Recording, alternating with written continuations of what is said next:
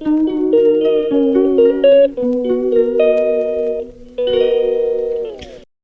Guys, welcome back to my channel. কেমন আছো তোমরা সবাই? আশা করছি সবাই ভালো আছো, আমরাও মোটামুটি ভালো আছি। তো আজকের ভিডিওটা আমার জন্য খুব খুব খুব স্পেশাল। তো আজকে কি বলো তো, আজকে এখন আমি যে ভিডিওটা পোস্ট করছি এটা হচ্ছে 5ই মে।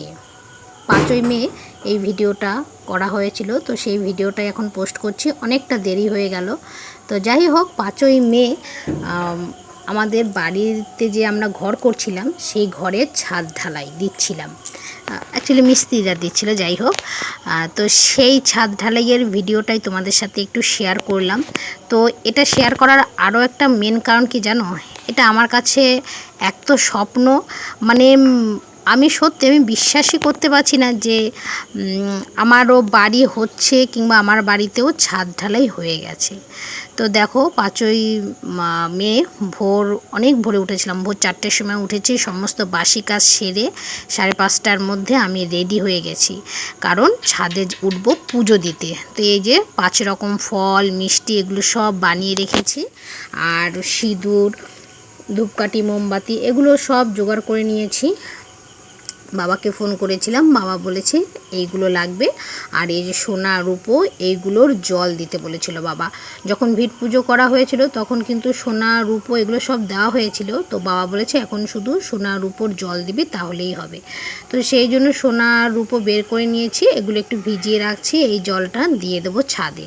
তারপরে ছাদ ঢালাই শুরু করবে। তো মিস্ত্রি দাদারা বলেছিল যে 5:30টার মধ্যে চলে আসবে, তো ওনারা চলেও এসছে, কিন্তু সেই ভাড়া বাদ দিয়ে একটু সময় লেগে গেছিলো। আরও মানে ঢালাইয়ের যে মেশিন সেগুলো এসছে, এই করতে করতে আমি পুজো দিলাম। মিস্ত্রি দাদারা চা টা খেলো, যারা ঢালাইয়ের লেবার যারা ছিল তারা সবাই যে যা খাবার এনেছিল সব খাওয়া দাওয়া শেষ করে ছাদ ঢালাই করতে করতে সকাল 7টা বেজেছিল। পাক্কা 7টাতে মেশিন চালু হয়ে গেছিলো। তো এই দেখো, আমি ছাদে উঠে গেছি। ছাদের যে ঢালাই হবে তার আগে তো একটু পুজো দিতে হয়, সেই পুজো দিতে উঠে গেছি। তো ফল তো তোমাদের দেখালাম, 5 রকম ফল ছিল, মিষ্টি ছিল, আর মিস্ত্রিদের জন্য এনেছিলাম 4টে গামছা। তো 4টে গামছা ওনাদেরকে দেবো। পাশে দেখতেই পাচ্ছ গামছা, যেহেতু তোমাদের দাদা এই ভিডিওটা করেছিল, অ্যাকচুয়ালি ওকে যতই আমি বলি যে ভিডিওটা চওড়া করে করতে হয় ও ভুলেই যায়। তো যাই হোক, একটু কষ্ট করে দেখো, এই আর কি। তো ওই দেখো, ওই কর্নারে সব লেবার মিস্ত্রিরা বসে বসে খাওয়া দাওয়া করছে আমাদের বাঁশবাগানে। আমাদের বাঁশবাগানটা তো মোটামুটি এখন পরিষ্কারই, বর্ষার দিনে একটু মানে অপরিষ্কার থাকে, কারণ বর্ষার দিনে পাতা ঝাড় দিলেও যেতে চায় না। তো আর এখন মোটামুটি পুরোই পরিষ্কার। তো সেখানে বসে তারা খাওয়া দাওয়া করছে, আর আমাদেরও এই যে পুজোর প্রক্রিয়া চলছে। তো পুজো শেষ হয়ে যাওয়ার পরে আমি আর উঠিনি, তোমাদের দাদাই উঠেছিল, ওই কিছুটা ভিডিও করেছিল তোমাদের সাথে শেয়ার করব বলে। আর এই যে গামছাগুলো দেখছো, এই গামছাগুলো মিস্ত্রিদের দিয়ে দিয়েছিলাম। আর ছাদে যে প্রথম মশলাটা দেওয়া হয়েছিল সেটা আমরা দিয়েছিলাম হচ্ছে আমার মেজো ভাসুরকে দিয়ে, কারণ এটা তো অ্যাকচুয়ালি গার্জিয়ানরাই দিতে হয়, যেহেতু তোমাদের দাদার বাবা নেই। আর বাবার কাজ কিন্তু সম্পূর্ণটা মেজদাই করেছে, পড়াশুনো শেখানো, কিভাবে পড়লে কি লাইন নিয়ে পড়লে ভালো হবে খারাপ হবে এগুলো কিন্তু সমস্তটাই মেজদাই ওকে বলেছে, বা আজকে যেখানে আছে কিছুটা মেজদার জন্যই আছে বলবো। বাবা মা না থাকা সত্ত্বেও সে একটা মানুষ যে এই জায়গায় আজকে দাঁড়িয়ে আছে সেটা শুধুমাত্র তার দাদাদের জন্যই। তো সব দাদা না, 2-1জন দাদা বলবো, কারণ এক বাড়িতে 5-6জন থাকলেই যে সবাই সবার ভালো চায় সেটা তো না। যাই হোক, সেসব বাদই দিলাম আজকের দিনে। তো যাই হোক, সেই জন্য আমাদের ইচ্ছেই ছিল যে প্রথম মশলাটা মেজদাকে দিয়েই আমরা দেওয়াবো। তো সেটা তোমাদের সাথে শেয়ার করা হয়নি, কারণ তোমাদের দাদার অত শত মনেও থাকে না ভিডিও করার কথা। তো এই যে আমার বাবাও চলে এসেছিল, ঢালাইয়ের দিনই এসছে, আর এই যে মিস্ত্রিরা সবাই মশলা দিচ্ছে পরপর। তো দেখতেই পাচ্ছ,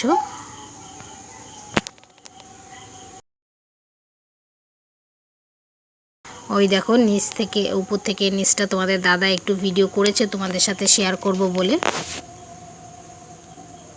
ভীষণ ভীষণ খুশি জানো তো, তবে খুশির সাথে একটু ভয়ও ছিল, কারণ ওই সময়টা গরমটা অতিরিক্ত বেশি ছিল, প্রায় আমাদের এখানে 43 ডিগ্রি 44 ডিগ্রি ছিল। তো ওই রোববার দিন আমাদের ছাদ ঢালাই হয়েছে, আর রোববার দিন থেকেই বৃষ্টি হওয়ার কথা ছিল। তো সেই জন্য আশেপাশের লোকজনও বলছিল তোমাদের তো রোববার ছাদ ঢালাই, বৃষ্টি হওয়ার কথা আছে। তো বলে না মানে কানের সামনে একটা নেগেটিভ কথা যদি সবসময় ঘুরপাক করতে থাকে তাহলে কিন্তু মানে মনটাও নেগেটিভ দিকেই চলে যায়। তো ওই জন্য খুব চিন্তা ছিল। আর সত্যি বলতে ভোরবেলা যখন ঘুম থেকে উঠেছিলাম তখন আকাশটা একদম পুরো মেঘাচ্ছন্নই ছিল, যার জন্য আরও বেশি ভয় ছিল। তো ঠাকুরকে তো ডাকছিলাম যে কোনো রকমে ঢালাইটা হয়ে যাক, বিকেলবেলার দিকে বৃষ্টি নামলেও অতটা অসুবিধা হবে না। তো ঠাকুরের আশীর্বাদে এখন তো দেখতেই পাচ্ছ রোদ কতটা, প্রচণ্ড রোদ উঠেছিল আর গরমও ছিল। তো মিস্ত্রিদের খুবই কষ্ট হয়েছে জানি, কিন্তু আমরা একটু স্বস্তি পেয়েছি। কারণ বুঝতেই পারো ছাদ ঢালাই মানে তো আর একটু আধটু জিনিস না, আর দুটো একটা টাকারও ব্যাপার না। তো সেইখান থেকে মানে তখন যদি বৃষ্টি হয়ে যেত তাহলে আমাদের একদম সর্বনাশ। তো যাই হোক, ওদিকে তো ছাদ ঢালাই হচ্ছিল আর আমি এদিকে রান্নাবান্না করছিলাম। যেহেতু মেজদি বাড়িতে নেই, তোমাদের তো আগেই বলেছি মেজদা আমার এখানে এখন খাওয়া দাওয়া করে, 1-1.5 মাস থেকে আমার এখানেই খাওয়া দাওয়া করছে। তো মেজদা ছিল, বাবা এসছে, তোমাদের দাদা, আমি, বাবু, তো সবাই ছিলাম। তো সেই জন্য রান্নাবান্নার চাপটাও একটু ছিল, রান্নাবান্না করছি আর একটু একটু মাঝে মধ্যে এসে ভিডিও করছিলাম, যে এগুলো আমার কাছে একটা স্মৃতি হয়ে থাক। তো আর যারা লেবার মিস্ত্রি এসেছিলো তাদের জন্য খাবারে ছিল লুচি আর হচ্ছে ঘুগনি আর মিষ্টি আর কলা। তো কারণ ওরা যেহেতু সেই ভোরবেলা এসছে, 11টার মধ্যে ঢালাই কমপ্লিট হয়ে গেছে। এবার অত সকালে ওরা ভাত খাবে না, কারণ ওরা মানে এখানে এসেই খেয়েছে। তো 7টার সময় খেয়েছে। এবার 7টার সময় তো 20-25 জন মানুষকে আমাদের খেতে দেওয়া সম্ভব না, কারণ এতগুলো মানুষের জন্য আয়োজন করতে গেলে আমরা যে ধরো মাংস আনবো, সেই মাংসর দোকানটা তো অন্তত খুলতে হবে, তারপরে রান্নাবান্না জোগাড় করব, রান্নাবান্না করব, তারপরে তো তাদের খেতে দেবো। তো সেই জন্য আমরা বলেছিলাম খাওয়ার কথা, ওনারা বলছে যে না, আমরা যেহেতু 11টার মধ্যে চলে যাব, তো সেই জন্য ওরা আর ভাত খাবে না, বলছে টিফিনের ব্যবস্থা করো। তো সেই জন্যই দোকানে অর্ডার দেওয়া হয়েছিল, সেখান থেকে ওদের লুচি, ঘুগনি, মিষ্টি আর কলা দেওয়া হয়েছিল। তো ঢালাই কিন্তু মোটামুটি কমপ্লিট। আর এখানে দেখো আমি করে নিয়েছি হচ্ছে একটু লেবু জল, নুন, চিনি, লেবু দিয়ে একটু ঠান্ডা জল দিয়ে শরবত করেছি। এটাই ওরা খেয়েছে, 1 বালতি করেছিলাম, সব শেষ হয়ে গেছে। লাস্টে 2-1 বলছিল যে আরেকটু হবে। তো খারাপ লাগছিল তখন যে আরও বেশি করে করলে হয়তো ভালো হতো, কিন্তু বুঝতে পারিনি যে 1 বালতি জলে মানে হয়ে গেছে সবারই, 2-3 বার করে খেয়েছে। কিন্তু ওই যে মানে সেই সকাল 7টা থেকে একভাবে রোদের মধ্যে কাজ করছে, তো ওদেরও তো একটা শরীর, তাই না, ওরাও তো একটা মানুষ। তো সেই জন্য লাস্টে আর মানে 2-1 যে 2-3 বার করে খেয়েছে সেটা আর পায়নি। তো যাই হোক, তবু বেশ ভালোই হয়েছিল। তো ওনারাও বেশ খুশি হয়েছে আমাদের আপ্যায়ন দেখে। কোনো কিছুতে আমরা কমতি রাখিনি, চেষ্টা করেছি যে ওনাদেরকেও ভালো পরিষেবা দেওয়ার। কারণ এগুলো আমার সত্যি ভীষণ কষ্ট হয় বা কষ্ট লাগে যে আমার বাড়িতে কেউ একজন কাজ করছে এত গরমে, সে কষ্ট করুক, সেটা আমার একদমই ভালো লাগে না। কারণ আমি আমার মিস্ত্রিদেরও মানে চা, শরবত এইসব সবসময় করে দিতেই থাকি। তো এই যে আমার স্বপ্নের ছাদ তৈরি হয়ে গেল। তো এটা হচ্ছে বিকেলবেলা সিঁড়ি দিয়ে একটু উঠেছিলাম, কিন্তু বেশি দূর উঠিনি, আমার ভয় লাগছিল যে যদি পড়ে ঠরে যাই, এই আর কি। তো যাই হোক, তবু একটু আধটু তোমাদেরকে দেখিয়ে দিলাম। ওই দেখো এখানে একটু কেমন কেমন হয়ে গেছিলো। তো পরের দিন মিস্ত্রিরা এসে গোলা মেরে দিয়েছে, তখন ঠিক হয়ে গেছিলো। বেশি মানে হাঁটাচলাও করিনি আমি, একটুখানি জাস্ট উঠে তোমাদেরকে শেয়ার করার জন্য উঠেই আবার চলে এসেছি। তো কেমন হয়েছে আমার এই স্বপ্নের ছাদ অবশ্যই কিন্তু কমেন্ট করে জানিও। আর আশীর্বাদ করো তোমরা সবাই, আমরা যেন এই ঘরে সুখে শান্তিতে বসবাস করতে পারি। প্রত্যেকটা মানুষই তো ঘর তৈরি করে সুখে সেখানে বাস করার জন্য সবাইকে নিয়ে, তাই না?